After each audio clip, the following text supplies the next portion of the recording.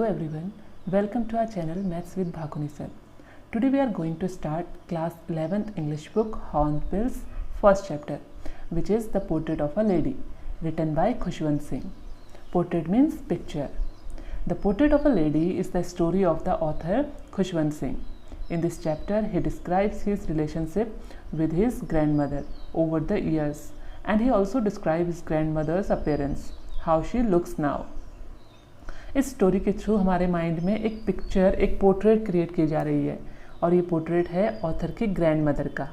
तो इस चैप्टर में हम पढ़ेंगे कि ऑथर और उनकी ग्रैंडमदर का रिलेशन कैसा था, उनके जो ग्रैंडमदर है उनका आउटर अपीयरेंस कैसा था और समय बीतने के साथ उन दोनों के रिलेशनशिप में क्या डिफरेंसेस आए। इन सब के बारे में इस चैप्टर में हम आज पढ़ेंगे। So let's begin the chapter.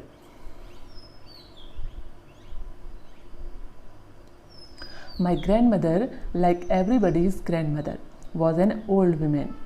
तो यहाँ ऑथर खुशवंत सिंह कहते हैं कि जो मेरी ग्रैंड मदर है वो जो सभी की जैसी ग्रैंड मदर होती है उन्हीं की तरह एक ओल्ड वीमेन थी। She had been old and wrinkled for the 20 years then I had known her. और 20 सालों से जब से मैं उन्हें जानता हूँ, जब से मैं उन्हें देख रहा हूँ, वो बहुत बूढ़ी हैं और उनके रिंकल्ड हैं। रिंकल्ड मीन्स हैविंग लाइन्स और फोल्ड, जैसे एज के साथ गालों में झुर्रियाँ पड़ जाती हैं, वह उन्हें रिंकल्ड कहा जाता है। तो वो बहुत बूढ़ी हैं और उनके फेस पर रिंकल्ड हैं। People said that she had once been young and pretty and had even had a husband, but that was hard to believe. और आगे कहते हैं ऑथर कि लोग कहते हैं कि जब वो यंग थी तो बहुत प्रिटी थी और उनके हस्बैंड भी थे, मीन्स ऑथर के ग्रैंडफादर। तो जब वो यंग रही होंगी तो बहुत प्रिटी थी और उनके हस्बैंड भी थे, लेकिन ऑथर को इस पर बिलीव करना बहुत मुश्किल है क्योंकि उन्होंने 20 years से अपनी ग्रैंड मदर को वैसे ही देखा है, old and wrinkled. My grandfather's portrait hung above the mantelpiece in the drawing room। तो आगे कहते हैं ऑथर कि मेरे जो ग्रैंडफादर हैं उनका पोर्ट्रेट ड्राइंग रूम में मेंटल पीस कहा जाता है, स्ट्रक्चर ऑफ वुड और stone above and around a fire place. एक फायर प्लेस के चारों ओर एक वुड का, स्टोन का या मार्बल का एक स्ट्रक्चर बना दिया जाता है, तो उसको मेंटल पीस कहा जाता है। उसके ऊपर उनके ग्रैंडफादर की एक पोर्ट्रेट टंगी हुई थी ड्राइंग रूम में। He wore a big turban and loose fitting clothes. और उन्होंने एक बड़ी सी टर्बन मीन्स पगड़ी, एक बड़ी सी पगड़ी और ढीले ढाले कपड़े पहने हुए थे। He is long white beard covered the best part of his chest and he looked at least 100 years old. और उनकी दाढ़ी लंबी और सफ़ेद थी जिसने उनके पूरे जो चेस्ट का पार्ट है उसको कवर किया हुआ था और ऐसा लग रहा था कि वो 100 years के हैं, वो 100 साल के हैं। He did not look the sort of person who would have a wife or children। तो आगे ऑथर कहते हैं कि वो इस तरह के पर्सन नहीं लग रहे थे, इस तरह के व्यक्ति नहीं लग रहे थे कि उनकी कभी कोई वाइफ होगी या कभी उनके कोई बच्चे रहे होंगे। He looked as if he could only have a lots and lots of grandchildren। वे ऐसे लग रहे थे कि केवल उनके बहुत सारे ग्रैंड चिल्ड्रन होंगे, बहुत सारे नाती पोते होंगे, क्योंकि वो बहुत बूढ़े लग रहे थे। और ऐसा नहीं लग रहा था कि कभी उनकी कोई वाइफ रही होगी और कभी उनके कोई बच्चे भी रहे होंगे। उन्हें देखकर सिर्फ इतना लग रहा था कि उनके बहुत सारे ग्रैंड चिल्ड्रन होंगे। As for my grandmother being young and pretty the thought was almost revolting. और ये थॉट कि उनकी जो ग्रैंड मदर है वो कभी यंग और प्रिटी रही होंगी, इस बात पर उनके लिए विश्वास करना बहुत मुश्किल था। She often told us of the games she used to play as a child। तो उनकी जो ग्रैंड मदर हैं वो उन्हें हमेशा बताया करती थी, ऑथर को हमेशा बताया करती थी कि जब वो छोटे थे तो वो कौन कौन से गेम खेला करते थे। That seemed quite absurd and undignified on her part and we treated it like the fables of the prophets she used to tell us। और जो स्टोरी हमें बताती थी कि वो अपने बचपन में ऐसे गेम खेला करते थे, ऐसे रहा करते थे, तो ये सारी बातें एब्सर्ड कहा जाता है, illogical. And undignified means disrespectful. और फेबल्स होती हैं fictitious stories with a moral teaching and prophets means saint. तो जैसे सेंट लोग, संत लोग मॉरल स्टोरीज बताया करते हैं और वैसे ही उनकी जो स्टोरीज थी ग्रैंड मदर की, वो भी उनको मॉरल स्टोरीज की तरह लगती थी, मतलब इलॉजिकल लगती थी। ऐसा लगता था कि उनका कोई अर्थ नहीं है, उनकी कोई मीनिंग नहीं है। She had always been short and fat and slightly bent, और वो हमेशा, उनकी जो ग्रैंड मदर थी वो हाइट में छोटी थी, थोड़ी फैट थी और झुकी हुई थी, आगे को थोड़ा झुकी हुई थी। बूढ़ी होने की वजह से वो थोड़ा झुक गई थी आगे को। Her face was a criss cross of wrinkles running from everywhere to everywhere, और उनके चेहरे पर रिंकल्स से बहुत सारी झुर्रियाँ थी। क्रिस क्रॉस कहा जाता है ताने बाने को, तो उनके चेहरे पर रिंकल्स के एक ऐसा ताना बाना बन गया था जो हर जगह से हर जगह दिखाई देती थी, मतलब उनका फेस जहाँ भी देखो हमेशा रिंकल्स ही दिखाई देते थे। No we were certain she had always been as we had known her, old, so terribly old that she could not have grown older and had stayed at the same age for 20 years. तो आगे author कहते हैं कि उनके लिए विश्वास करना बहुत मुश्किल है कि वो कभी यंग और प्रिटी रही होंगी, और जब से वो 20 ईयर्स जब से उन्हें जानते हैं वो केवल ओल्ड ही रही हैं, उन्होंने उन्हें सिर्फ बूढ़ा ही देखा है, और वो और बूढ़ी होती जा रही हैं। समय जैसे जैसे समय पास हो रहा है वो केवल और बूढ़ी होती जा रही हैं। She could never have been pretty, but she was always beautiful. तो ऑथर कहते हैं आगे कि वो प्रिटी नहीं थी, वो कभी भी प्रिटी नहीं रही होंगी, लेकिन वो क्या थी, बहुत ब्यूटीफुल थी, बहुत सुंदर थी।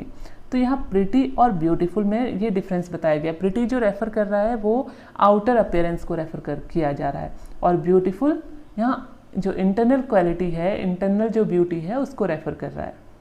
तो वो चाहे बाहर से प्रिटी नहीं रही होंगी, लेकिन उनका जो मन है, उनका जो दिल है वो बहुत ब्यूटीफुल था, उनका नेचर बहुत अच्छा था। She hobbled about the house in spotless white with one hand resting on her waist to balance her stoop and the other telling the beads of her rosary. Hobbled means walked in an awkward way. Spotless means she wore clean white coloured dresses. Stoop means bend one's body forward, and rosary means a string of beads for keeping count of number of chant made of a religious prayer. तो उनकी जो दादी थी वो अपने जो white clean cloth थे उनको पहनकर घर में थोड़ा सा अजीब सी चाल में चला करती थी, और वो अपने बॉडी का बैलेंस बनाने के लिए थोड़ा आगे को झुकी रहती थी। और जो उनकी रोजरी है, रोजरी होती है एक जो रिलीजियस प्रेयर जब बोली जाती है, जब जप करते हैं तो उस समय जिस माला में नंबर्स काउंट किए जाते हैं उसको रोजरी कहा जाता है।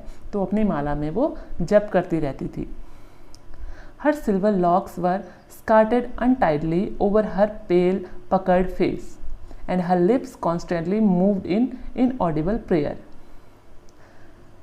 Locks means hair and scattered means disorganized, untidily means not neat, and inaudible means unable to be heard.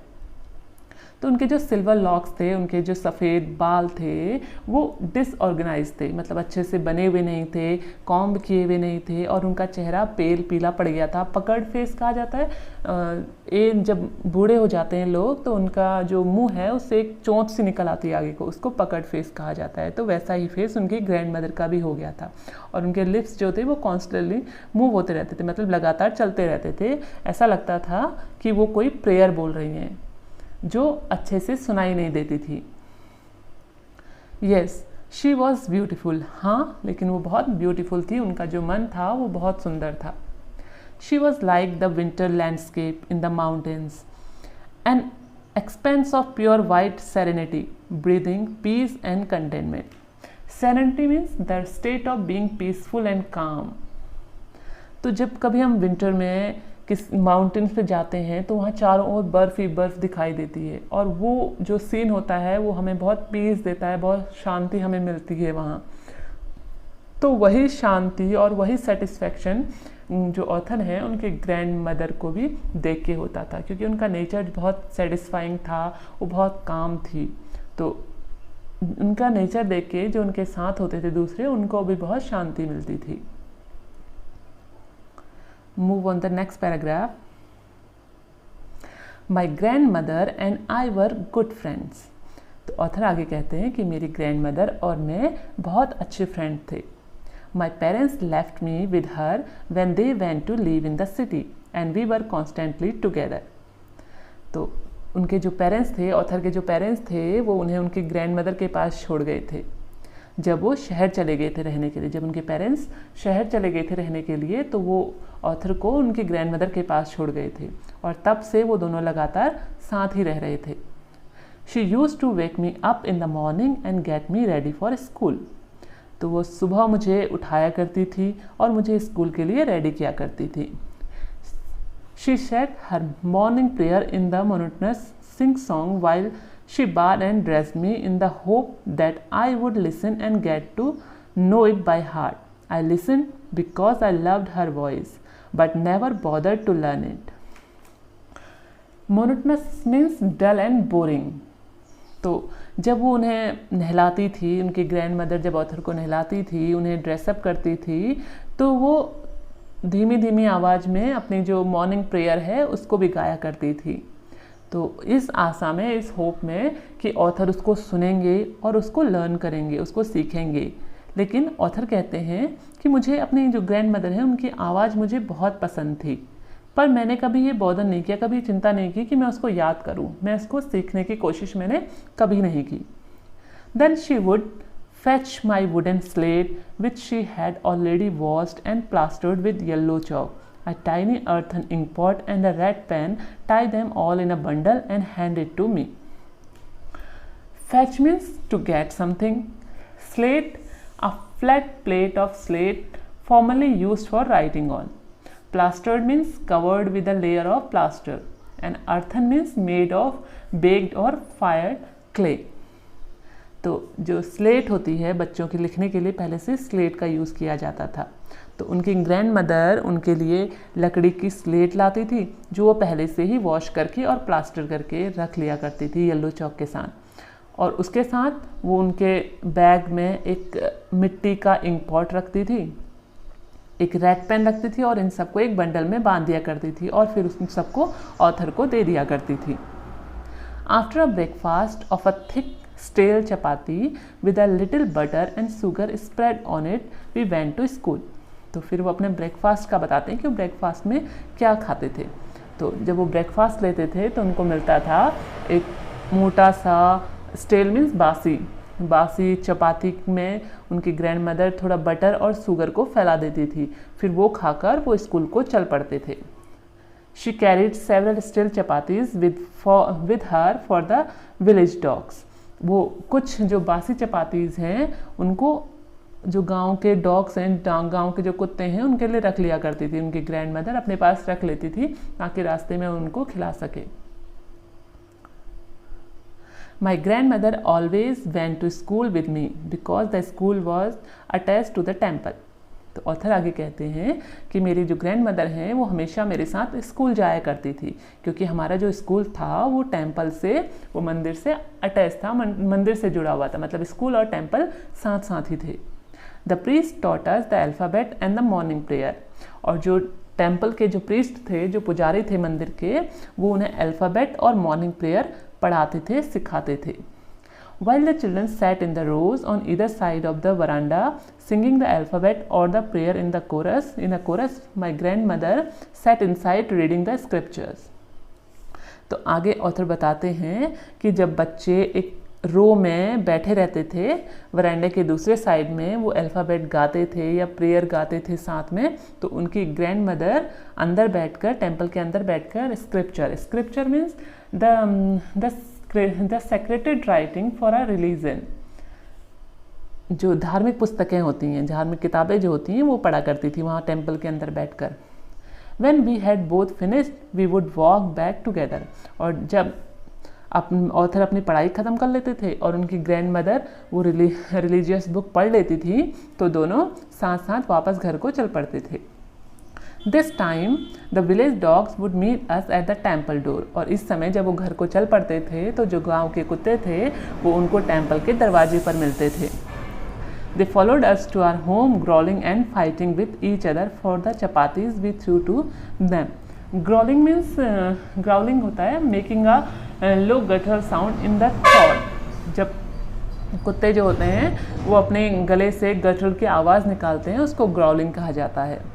तो ऐसी आवाज़ निकालते हुए वो डॉग्स जो थे वो हमारा पीछा घर तक करते थे, हमारे पीछे पीछे वो घर तक पहुंच जाते थे और चपातीस के लिए जो हम उनको दिया करते थे उसके लिए आपस में लड़ते थे। So here we have completed the first part of the story. We will complete the second part in the next video. Till then, take care of yourself and stay safe. Thanks for watching the video.